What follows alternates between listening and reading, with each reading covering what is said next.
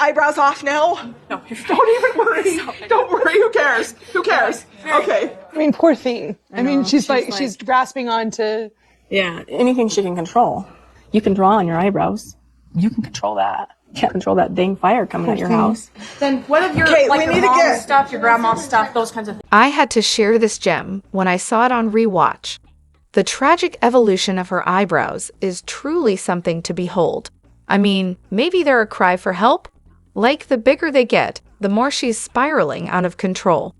Honestly, at this point, that seems like the only explanation, right? But here's the kicker. I'm starting to think she's been intentionally making herself look awful in her talking head and one-on-one interviews. Because, surprise, she doesn't look half as matronly when she's hanging out with the group. When she's filmed with them, it's like a completely different vibe. No heavy makeup, no tight spirals, no hatchets for eyebrows. It's almost like it's all part of her act. We've got so much to dive into today, so let's not waste any time. Let's jump straight into it. Hey everyone, what's up? It's Elena here, and welcome back to my channel Reality Nexus X. Ariela's outburst of "I hate Christine" definitely deserves more than a passing glance. Let's not pretend it came out of nowhere, or that it's just some random kid moment. That little remark didn't just pop into her head on its own. Robyn is absolutely playing puppet master here, planting seeds in her kids' minds. And everyone's too caught up in the drama to notice. And of course, Kody jumps on the opportunity to twist things and make Christine look like the villain, as usual. But let's not forget, if Kody's being honest, he's also putting himself and Robyn in a pretty terrible light. They're the ones feeding this crap to Ariela. So if the kid has a negative opinion of Christine, maybe look at the source. Every time Robyn whines about Christine not wanting a relationship with her, it just reeks of self-serving desperation. Like, feel sorry for me, viewers. But let's get the facts straight. Christine didn't say she never wants a relationship with Robyn. She said, not right now. Big difference. But of course, Robyn isn't going to acknowledge that, because it doesn't suit her narrative. As for Ariela, there's literally no reason for her to hate Christine. She doesn't know her. The only reason Ariela has any negative feelings is the garbage she's been hearing from her parents. Kody's too oblivious to realize the viewers aren't stupid. We know exactly why a kid would lash out like that towards someone who's done nothing to them. And honestly, Kody couldn't care less. He's too wrapped up in his own drama to be concerned about the bigger picture. But this is exactly why Kody is so obsessed with being talked about and gossiped about. It's projection. The man spends all his time stirring up drama, and then gets mad when it bites him in the ass. Classic move. Every accusation he throws is essentially a confession. Look no further than Ariela's comment as proof. At this rate, Robyn and Kody's kids are going to grow up even more bitter and resentful than they are. The cycle's already in full swing. And then there's that bizarre moment with Aurora and Brianna. The way they side-eyed Christine when they all said goodbye to her, and truly, it was downright weird. I mean, Aurora had her arms crossed like she was ready to throw down. Why are these teens so invested in someone they barely know? It's like they're channeling their parents' animosity. It's strange, and it makes you wonder what's really going on behind the scenes. Anyone else getting the feeling that Robyn and Kody are this close to pulling the plug on their marriage?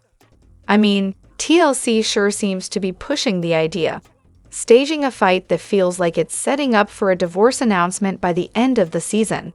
And let's not forget how they were trying to sell the house until that plan got shot down. If it walks like a divorce and quacks like a divorce, maybe it's just a matter of time, right?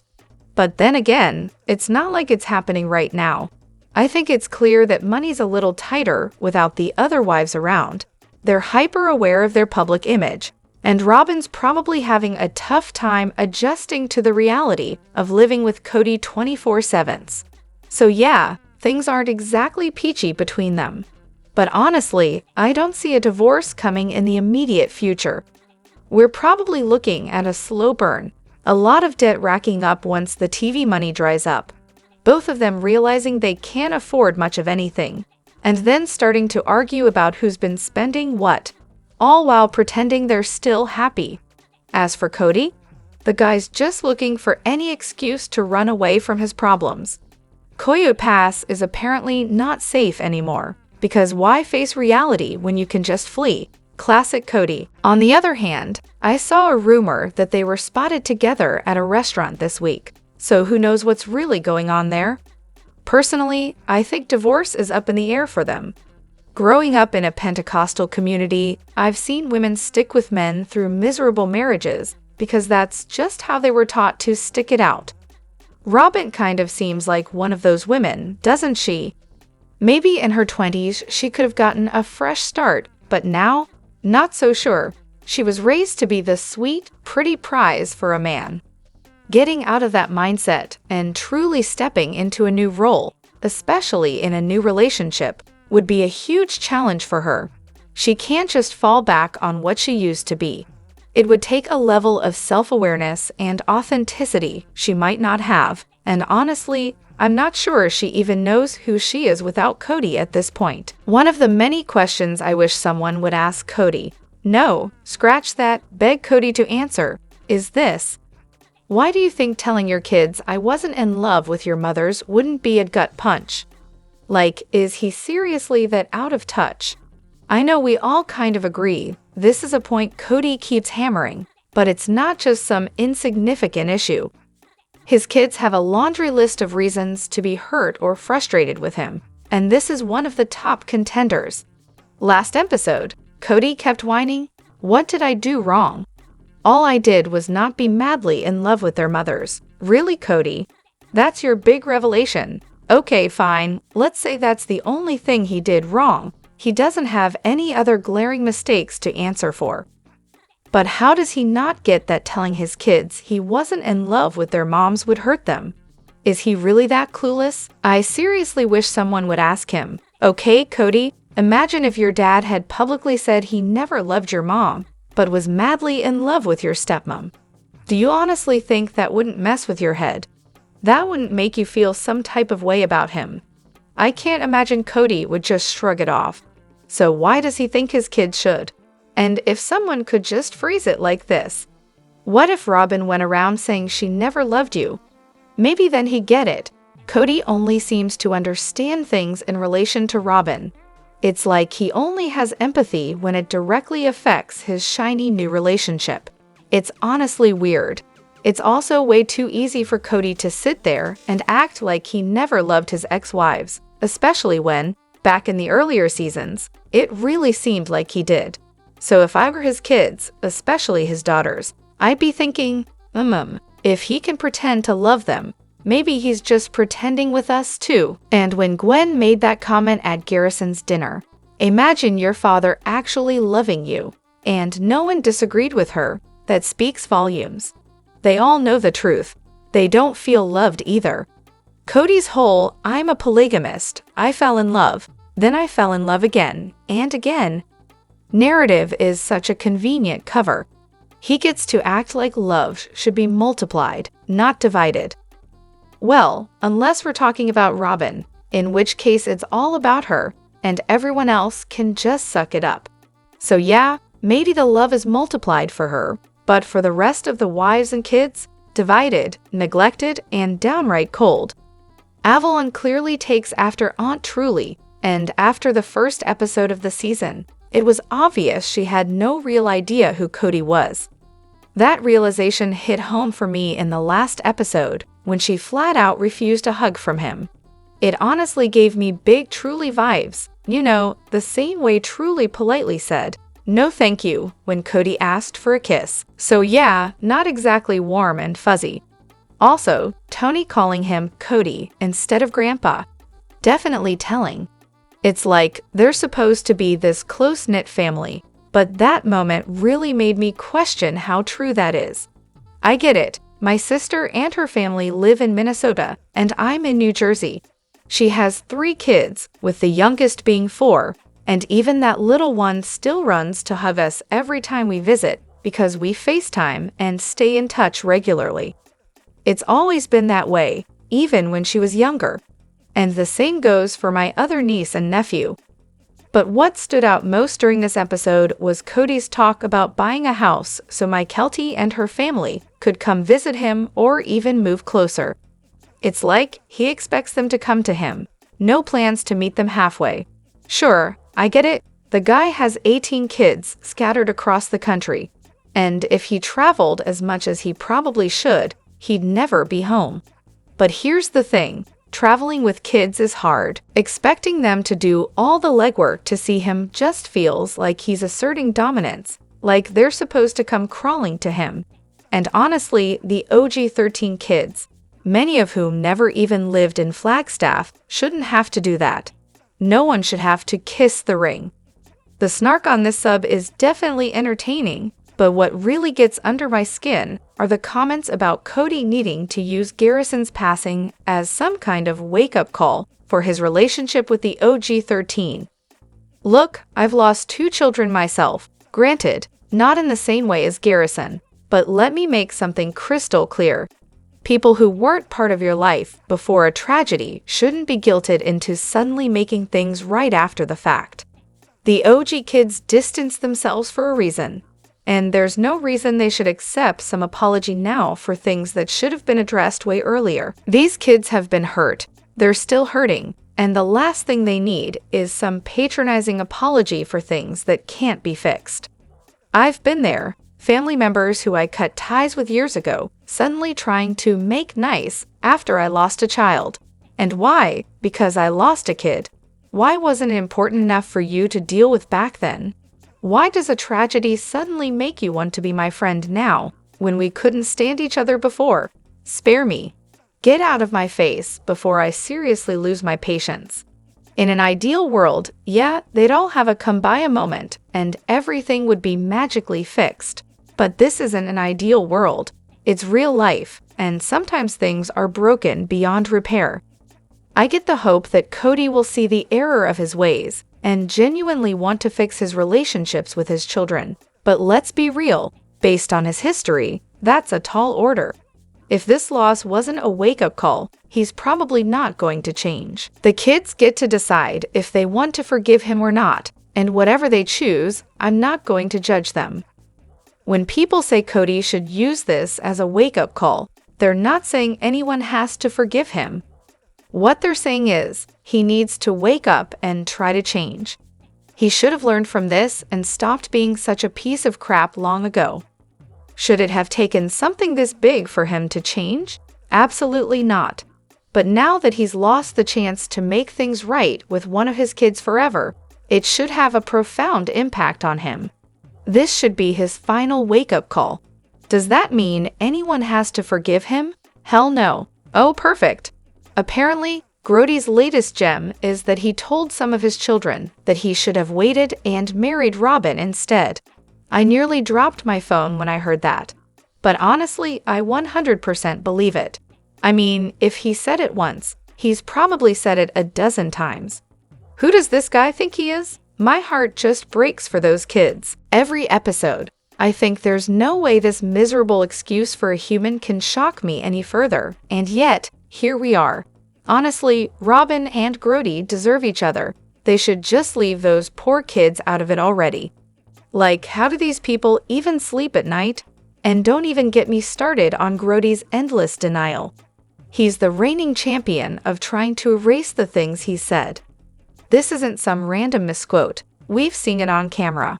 He'll deny things that were literally filmed and aired, so of course he's going to brush off what he's said off-screen. But let's be real, those kids didn't just make up these outrageous claims. They heard them from his nasty mouth. For Kody to sit there and act like it's all a big game of telephone is absolute nonsense. He's just rewriting history to make himself look like less of a monster, which honestly is just pathetic. And the cherry on top? His audacity. He seriously had the nerve to claim he's never been patriarchal. Never? Really? This is the same guy who literally said his wives should conform to patriarchy, that their will should be merged with his, and that he'd happily punch anyone who talked trash about his favorite wife. Yeah, sure, Kody. Totally not patriarchal at all. What a joke. What am I guilty of to make these children betray me? Oh, I don't know. Maybe that. The only thing he's guilty of, according to him, is loving Robyn and not loving their mother. Really? That?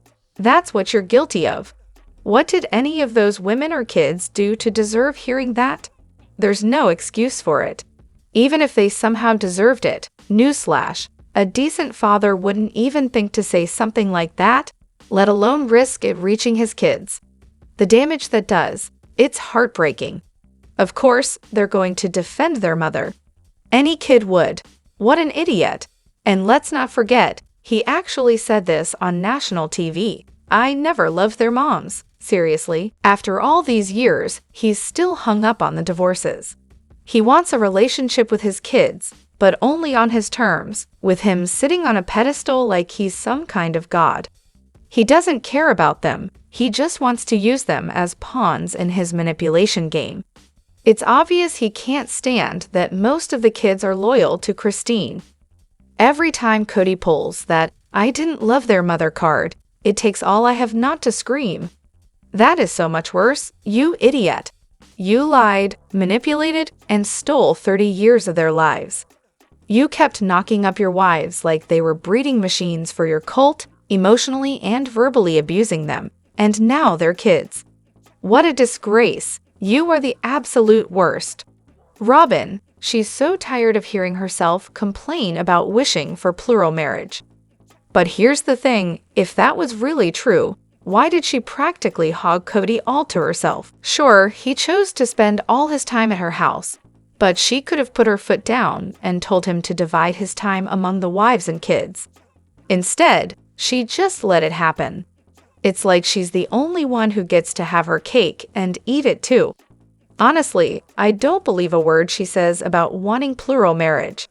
I think she's full of it. Robyn's whole thing seems to be playing the victim, yet refusing to take responsibility for the mess that Kody and she created. They're the reason the family's in shambles, but she can't seem to own up to that. All she wanted was to be a stay-at-home mom to her own kids, mooch off the other wives financially, and get free babysitting from their older daughters. Let's be real, she didn't bring anything of value to the family. Not a thing. Robyn is the epitome of a low-value partner. She knew full well how Kody treated his other wives before they were married. It was obvious those relationships weren't ideal, and yet she still went for it. She even got Kody to promise, before they got married, that he wouldn't stay with her unless he loved her. His own words during that awkward picnic table chat with Mary when she dropped the bomb that she was leaving. She knew what she was doing. She saw an opportunity to become the legal favorite wife, and she jumped on it. What she didn't count on, though, was all the other wives leaving, taking their money, and leaving her with the wreckage. Even though Kody treated Mary terribly, Robyn had no problem accepting her money and equity from the Vegas house. A decent person would have said something like, "Hey, you might need this money for yourself one day." But nope, Robyn didn't care. Now, about this whole "I've always wanted plural marriage" claim, sure, I believe she always wanted it, but only because she wanted to be the favorite wife. She probably thought the other wives would just grin and bear it because, hey, they were lucky to even have a husband at all. I don't think Robyn was smart enough to actually scheme her way into Kody's complete attention. I think she's genuinely shocked, and maybe even hurt, that the other wives didn't just stick around and take the neglect, the favoritism, and the whole messy situation. She probably thought plural marriage would be great. You know, free help with her bills from the other wives, and backup for her ridiculous business idea, MSWC. But as Christine recently pointed out, Robyn never really had to live plural marriage. Kody spent almost all of his time at her house, and that's been pretty clear to everyone watching. So maybe Robyn should start taking a little accountability for how things turned out. Robyn's talk about purity. Does anyone else get an icky feeling from it? Because to me, it almost sounded like she was implying she was sexually assaulted by her ex-husband. Honestly, I can't stand listening to it during rewatching. It's just, yikes. Am I the only one who feels this way? I'll never get those 5 minutes of my life back. It's burned into my brain now. I can't even imagine publicly saying those things in front of an entire family, knowing there were people out there who understood that the implication of sexual abuse was a total fabrication. And then to think this was going to be broadcast nationwide, affecting how everyone saw this man, including how his 3 children would feel like unwanted mistakes because of her words. That was the moment I started feeling indifferent to Robyn. Robyn really went full victim mode, turning it into some kind of performance. She cried, paused for dramatic effect, waved her hands around like she was on stage, and delivered her whole monologue as though there was a spotlight on her and an audience hanging on every word. I wouldn't be surprised if she practiced in front of a mirror, maybe even for Kody first, before the cameras rolled. It was honestly horrifying to watch. Let me know what you think in the comments. Don't forget to hit that like button and subscribe to my channel. I'll see you in the next video. Take care and much love to you all.